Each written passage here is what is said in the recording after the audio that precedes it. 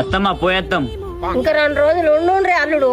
ఏడత్తమ్మా కూడలు కొత్తగా వచ్చినాయి కదా, పని బాగుంది, మళ్ళీ ఎప్పుడన్నా అత్తం.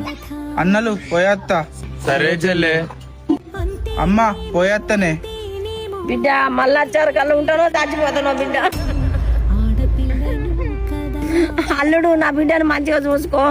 సరే అత్తమ్మా. మీరు ఇంటికి చేరినాక మళ్ళా ఫోన్ చేయండి. పోదాం పాయే.